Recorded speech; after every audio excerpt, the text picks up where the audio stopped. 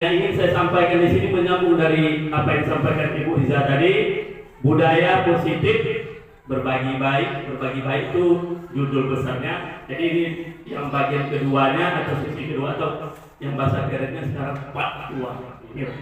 Kalau part 2-nya itu budaya positif, apa saja yang akan saya bahas di dalam ini, marilah kita saksikan bersama. Yang saya bahas, yang pertama itu ada 3 poin. Yang pertama di situ adalah kebutuhan dasar manusia dan dunia berkualitas. Yang namanya kebutuhan, setiap manusia itu kita memiliki kebutuhan. Baik itu kebutuhan untuk bertahan hidup, kebutuhan biologis, itu kita semuanya membutuhkan. Bertahan hidup dimaksud di situ adalah seperti bagaimana kehidupan kita selanjutnya. Next. Nah, dalam latihan modul yang kami ikuti, itu bertahan hidup itu kebutuhan manusia itu ada 5 yang harus tercakupi, yaitu yang pertama bertahan hidup, kasih sayang dan rasa diterima, kemudian kebebasan, kesenangan dan penguasaan. Jadi mulai dari kita, nah nampak kan, merangkak kan? Kalau ada yang menangkap seperti dia bukan kecil. Mulai dari kita bayi sampai kita dewasa, mungkin gambarnya kalau saya sambung ke sini, itu ada gambar kuburan, otomatis sampai mati. Nah, jadi tidak saya lanjutkan karena kita masih di posisi yang ini. Jadi kebutuhan kita kalau bertahan hidup, ini yang dipecahkan menjadi beberapa bagian. Yang saya buat di sini mungkin saya tidak pandai mengkonsep, jadi saya cuma bisa main gambar karena dulu kesukaannya main gambar. Jadi kalau mengkonsep saya tidak bisa. Yang pertama kita bahas dulu masalah bertahan hidup. Jadi seperti yang kita rasakan bersama, bertahan hidup ini bukan saja untuk kita sampaikan pada dunia pendidikan. Jadi khususnya ini masih umum. Yang bertahan hidup ini merupakan ruang lingkup secara umum yang ingin saya sampaikan dulu, yaitu apa itu bertahan hidup. Contohnya, dalam bertahan hidup kita harus memiliki rumah atau tempat tinggal. Kemudian untuk bertahan hidup itu juga mencakupi yang pertama yang ingin kita atur yaitu rumah, kemudian makan. Anggap di sini makan minuman juga ada ya. Habis itu kalau ibu ini memahami pasangan hidup artinya kebutuhan biologis. Kalau ini masih untuk dewasa. Kemudian yang pertama yang harus kita jaga dan harus yang kita syukuri, yaitulah selalu menjaga kesehatan. Semua ini termasuk kendaraan merupakan adalah semua untuk bertujuan adalah bertahan hidup. Kalau seandainya di antara yang ini tidak terpenuhi atau tercukupi, kemungkinan tapi kita beralih kepada mungkin secara fisik kita, ini bukan masalah agama. Seandainya ini kita tidak jaga, mungkin kalau kita seorang guru setiap hari Senin sampai Sabtu mungkin ada libur 1 kali seminggu. Nah, kalau kita tidak menjaga kesehatan, karena kesehatan itu merupakan suatu tujuan untuk bertahan hidup. Begitu juga dengan yang lain, kebutuhan kasih sayang atau kebutuhan pasangan, itu juga kita harus merupakan salah satu bagian untuk bertahan hidup. Kemudian yang selanjutnya, dari mana dulu ya? Kasih dan sayang dan rasa diterima. Jadi setiap kita manusia juga diciptakan memiliki kasih dan sayang, baik itu kepada keluarga, kepada suami, kepada istri untuk saya sendiri, kemudian kepada teman, tetangga, siapapun. Karena di situ juga dalam Al-Quran kita juga diperintahkan, mungkin dalam agama juga kita diperintahkan, karena di situ dianjurkan kita untuk memiliki kasih sayang. Jangankan manusia, hewan pun juga memiliki kasih sayang terhadap sesamanya atau anaknya. Jadi kasih sayang di dalam dunia pendidikan, setiap anak yang kita temui dimasuk ke dalam pendidikannya, anak yang selalu dia memiliki rasa minder.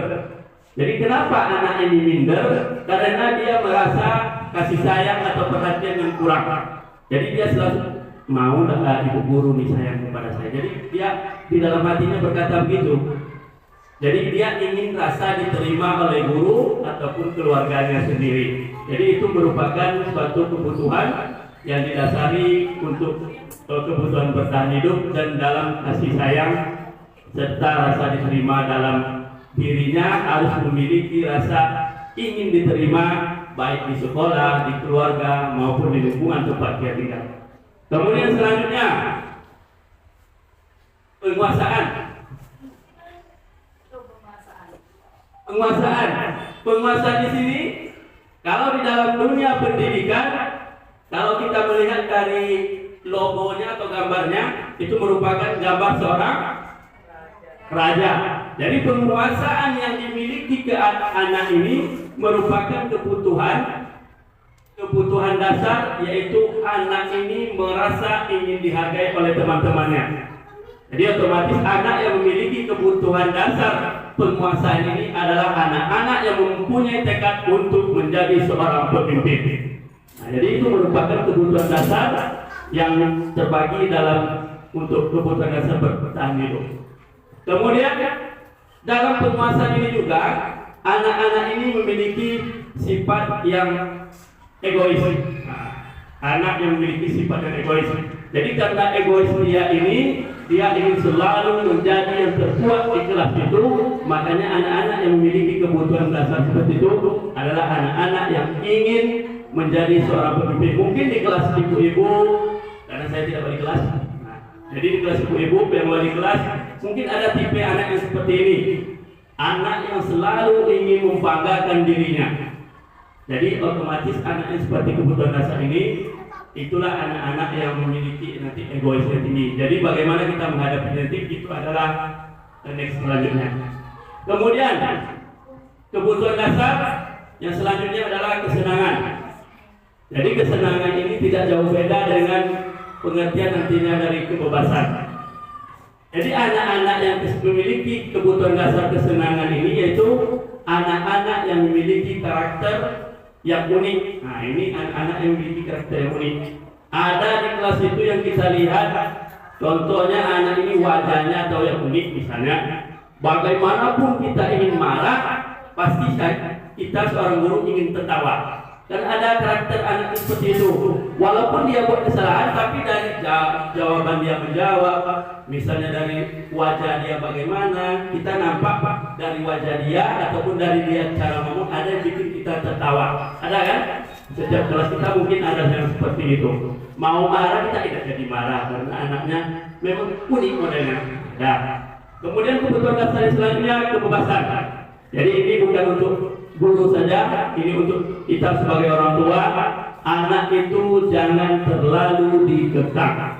Jadi anak itu diberikan kebebasan seperti yang disampaikan oleh Bu Liza tadi. Mungkin ada sedikit Bu Liza menyinggung, anak ini silakan nantinya dalam kebebasan ini membuat keyakinan kelas, termasuk kebutuhan dasar dari kebebasan.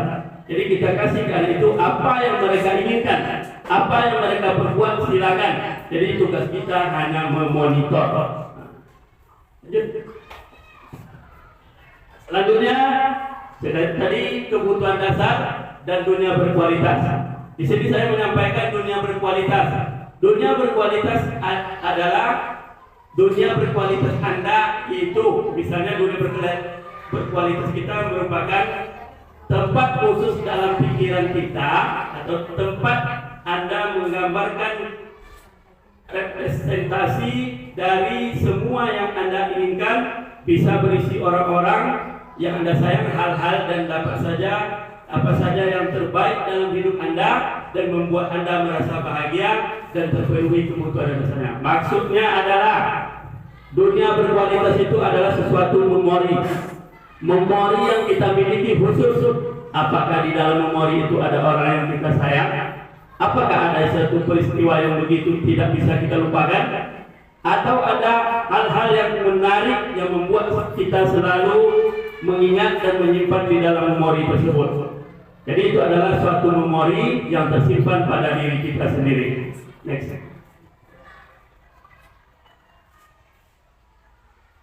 Kalau dunia berkualitas ini kita hubungkan dengan pendidikan, murid kita juga mempunyai gambaran dunia berkualitas mereka.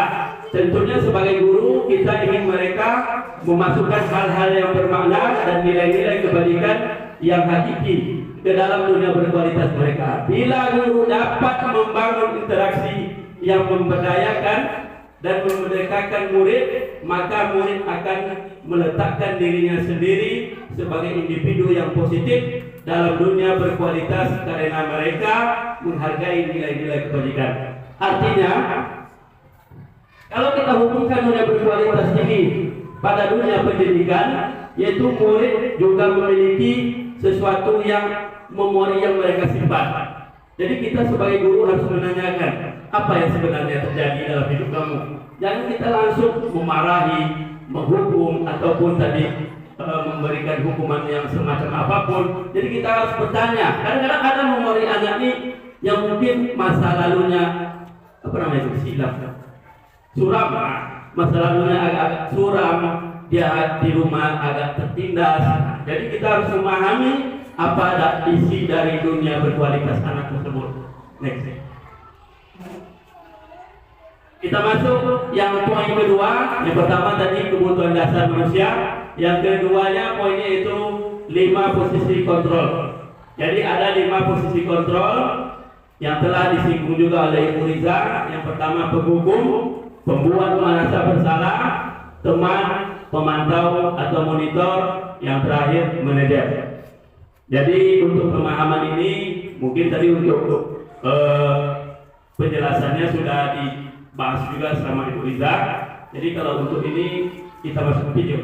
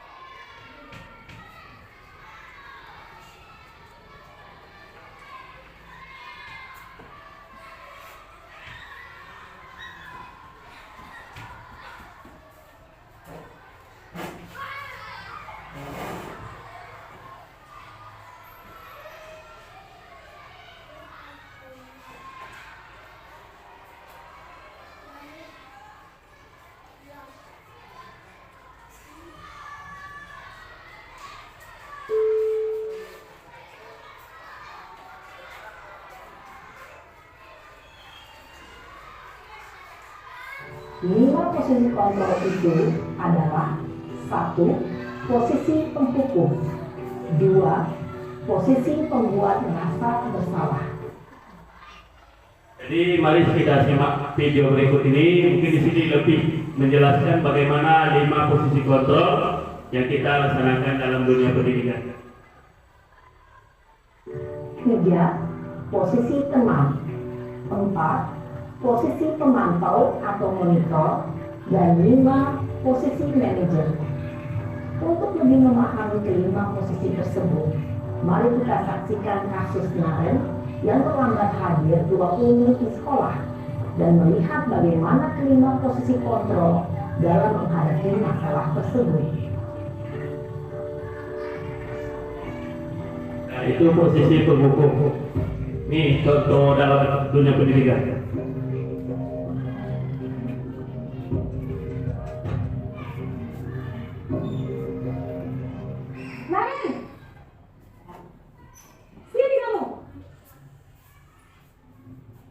Selamat pagi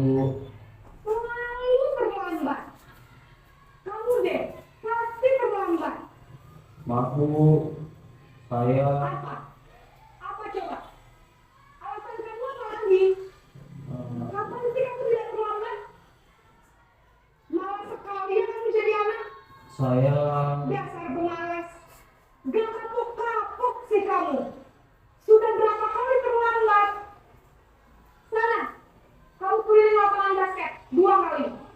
kenapa saya harus Itu posisi kontrol penghukum. Kenapa? Kamu melawan ibu. Berani-beraninya jawab. Sudah terlambat, masih berani jawab pula. Sekarang, keliling lapangan basket 5 kali sekalian. Biar kapok. Cepat. Pergi sana ke lapangan basket. Posisi penghukum biasanya berbicara dengan nada tinggi, menghardik, menunjuk-nunjuk, menyakiti, dan menyindir. Hukuman bisa berupa fisik maupun psikis. Ibu dan bapak guru hebat. Dampak yang terjadi pada murid ketika guru berada pada posisi penghukum adalah murid cenderung akan memberontak, bahkan menyimpan dendam.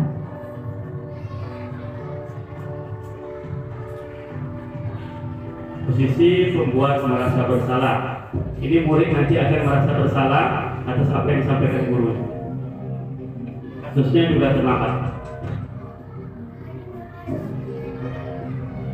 Naren!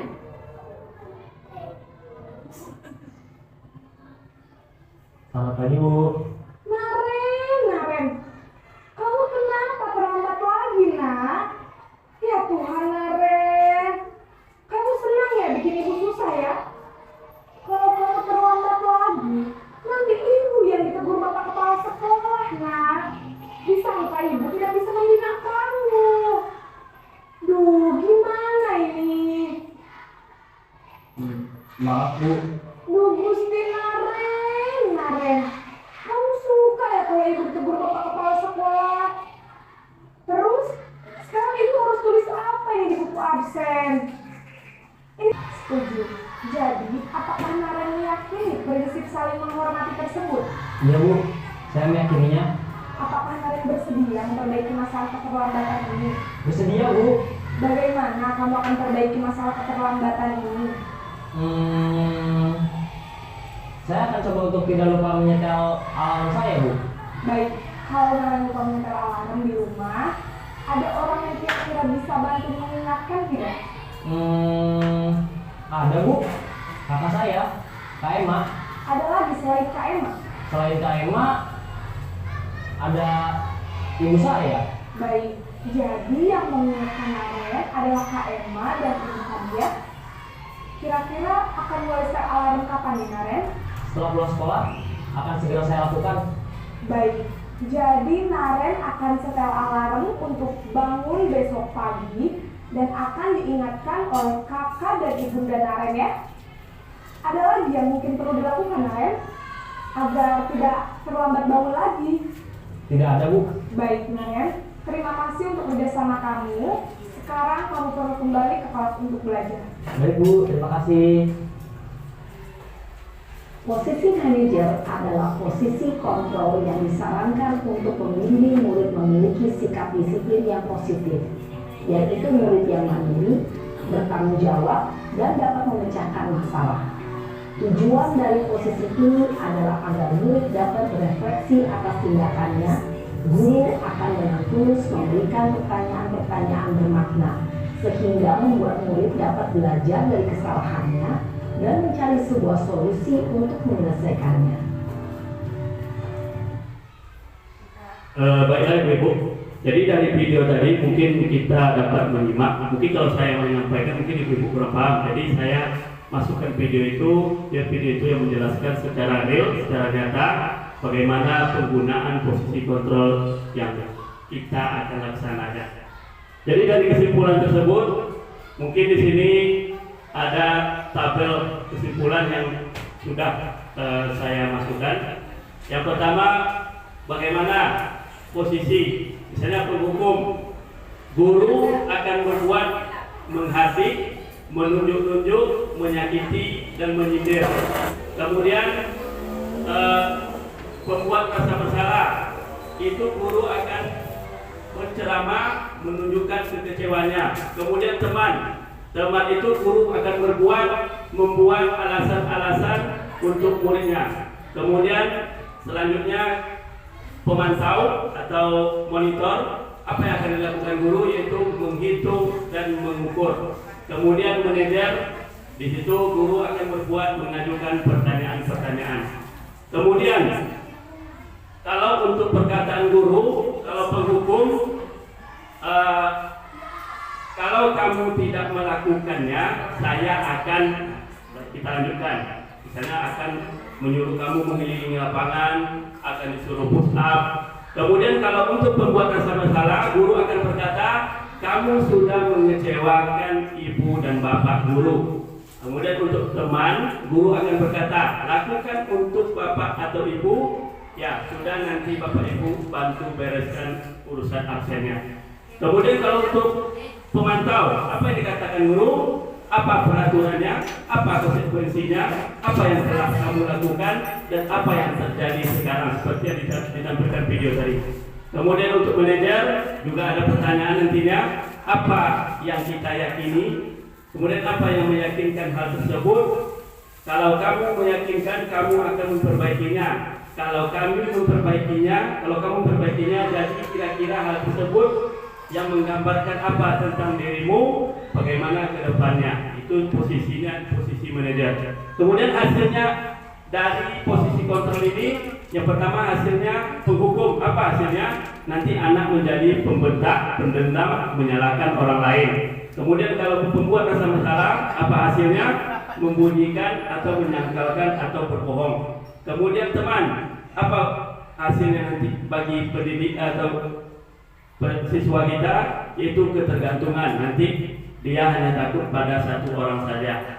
Misalnya dia hanya takut ke guru ini saja, tapi sama guru yang lain dia takut. Kemudian kalau hasilnya di pemantau, posisi pemantau itu menyesuaikan bila diawasi. Jadi anak ini kalau diawasi baru dia buat baik, tapi kalau di belakang kita, nah itulah pada roket nama. Kemudian manajer, apa hasil yang kita dapatkan? Yaitu menguatkan watak dan karakter siswa tersebut. Lanjut. Kemudian kita masuk dari 3 kebutuhan dasar, kemudian 5 posisi kontrol, kemudian yang kita masuk poin yang ketiga, yaitunya segitiga restitusi. Salah ketik. Restitusi adalah proses menciptakan kondisi bagi murid untuk memperbaiki kesalahan mereka, sehingga mereka bisa kembali pada kelompok mereka dengan karakter yang lebih kuat. Ini menurut Gosen tahun 2004 dalam bukunya. Jadi restitusi itu adalah memperbaiki kesalahan yang mereka lakukan. Jadi seperti yang disampaikan Ibu Riza tadi, itu memberikan pilihan kepada anak tersebut. Nah, ini merupakan contoh dari sisi restitusi, yang itu segitiga restitusi. Ada 3 bagian segitiga restitusi. Yang pertama, validasi tindakan yang salah, kemudian menanyakan keyakinan dan menstabilkan identitas. Next. Sisi pertama tadi, menstabilkan identitas. Bagian dasar dari segitiga bertujuan untuk mengubah identitas anak dari yang gagal karena melakukan kesalahan menjadi orang yang sukses. Anak yang melanggar peraturan karena sedang mencari perhatian adalah anak yang sedang mengalami kegagalan.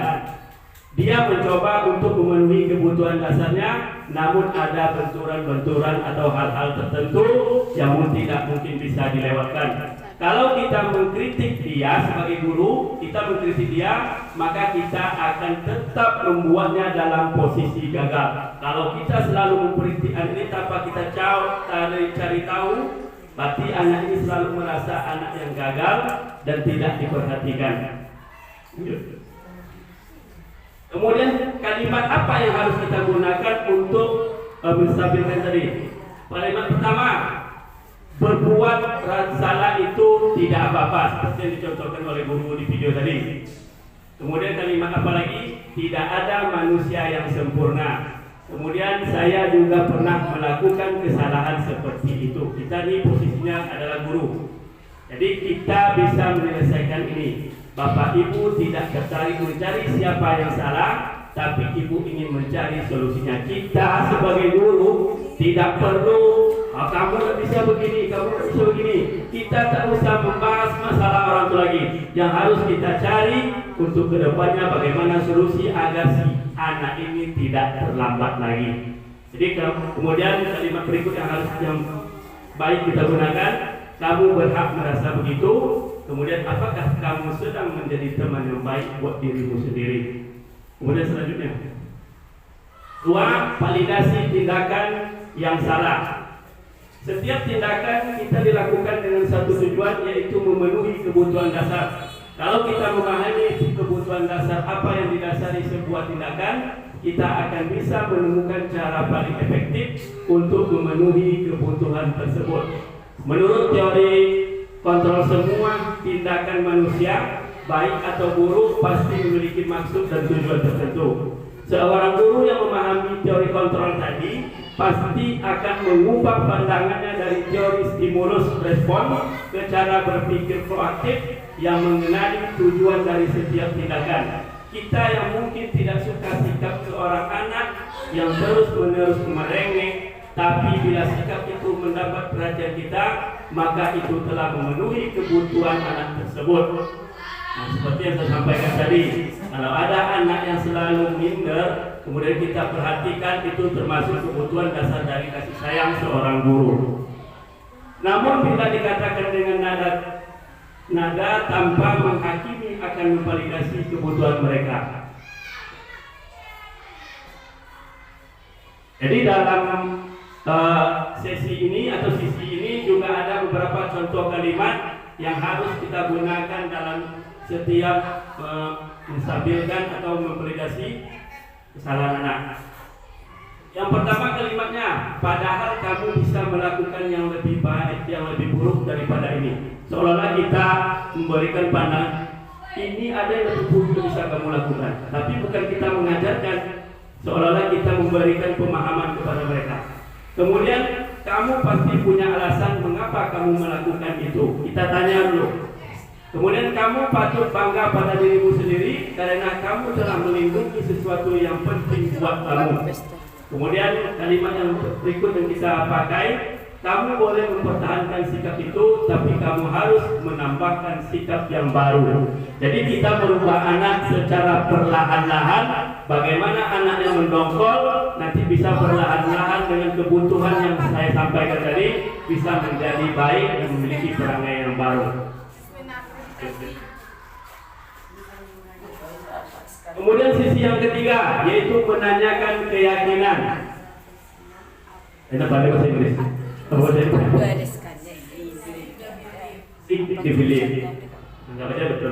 Teori kontrol menyatakan bahwa kita pada dasarnya termotivasi secara internal ketika identitas sukses telah mencapai langkah pertama dan tingkah laku salah satu telah diprediksi pada tingkah langkah kedua, maka anak akan siap dihubungkan dengan nilai-nilai yang dia percaya dan berpindah menjadi orang yang dia inginkan. Jadi pertanyaan-pertanyaan apa yang kita sampaikan pada keyakinan ini ada juga berupa kalimat atau pertanyaan yang harus kita pahami. Yang pertama, apa yang kita percaya sebagai kelas atau keluarga? Kemudian apa nilai-nilai umum yang kita telah sepakati? Seperti yang dibilang oleh Bu Riza tadi, itu menyepakati keyakinan kelas yang telah dibuat guru, murid, atau warga yang ada di dalam kelas tersebut. Kemudian apa bayangan kita tentang kelas yang ideal, atau yang selanjutnya kamu mau jadi orang yang seperti apa. Jadi di sini kita memberikan kebebasan kepada anak untuk membuat keyakinan kelas yang di situ yang bisa kita ambil yang bernilai positif dan bagaimana merubah menjadi kelas yang menyenangkan dan bahagia. Thank you. Jadi Mungkin itulah paparan atau sedikit yang saya sampaikan tadi. Mungkin lebih banyak video yang menyampaikan, dari saya cuma sedikit, video yang banyak. Jadi mungkin dari apa yang disampaikan juga Ibu Riza tadi, tujuannya adalah semuanya bagaimana kita menjaga kelas, membuat kelas itu lebih menyenangkan. Jadi saya bersama Bu Riza mungkin dalam penyampaian ini sedikit mungkin membuat ibu-ibu kurang paham, kurang memahami apa yang kami sampaikan. Maklum, kami masih calon guru penggerak, bukan guru penggerak dulu. Masih pakai C. Jadi kita bagaimana menghilangkan C itu sama-sama. Inilah tugas kami, dan ibu-ibu nanti yang di angkatan berikutnya akan bertemu seperti kami ini. Siap-siap saja. Ya.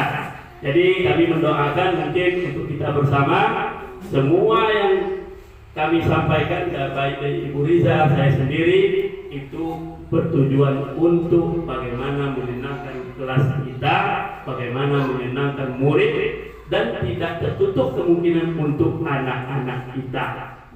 Jadi bagaimana walaupun di sekolah anak kita tidak mengajarkan teori-teori itu, tapi kita harus mengajarkan, memberikan pemahaman kepada anak kita bagaimana membuat anak itu senang dan menyenangkan. Itulah kurikulum merdeka. Jadi kita harus senang, murid senang, jadi semuanya senang-senang bergembira dalam belajar. Mungkin itu yang dapat saya sampaikan. Mungkin dalam perkataan saya masih menyampaikan secara kaku, saya mohon maaf, atau ada bahasa yang tidak pandai saya mengucapkan, apalagi bahasa Inggris, saya mohon maaf. Jadi mungkin untuk selanjutnya saya kembalikan kepada moderator. Iya, terima kasih Bapak Kasturianto. Terima kasih pemaparannya, menarik sekali. Bapak dan Ibu, bagaimana? Kita beri aplaus dulu ya. Oke, iya, masih bersemangat Bapak dan Ibu. Kelihatannya wajahnya masih berseri-seri. Iya Bapak dan Ibu, kalau ada yang masih ragu atau belum memahami, boleh saya kasih satu pertanyaan untuk sesi pertanyaan ini. Silakan Bapak dan Ibu menyampaikan pertanyaannya. Bagaimana Bapak dan Ibu? Mengerti semua? Atau ada rasa yang lain? Bagaimana, sudah selesai? Baik, kita tutup Bapak, Ibu. Baik, terima kasih Bapak dan Ibu telah bersedia dari awal sampai penutupan ini masih berada di posisinya. Terima kasih kembali untuk kedua pemateri kita pada pagi hari ini, yaitu memberikan budaya positif ya, praktek baik untuk budaya positif.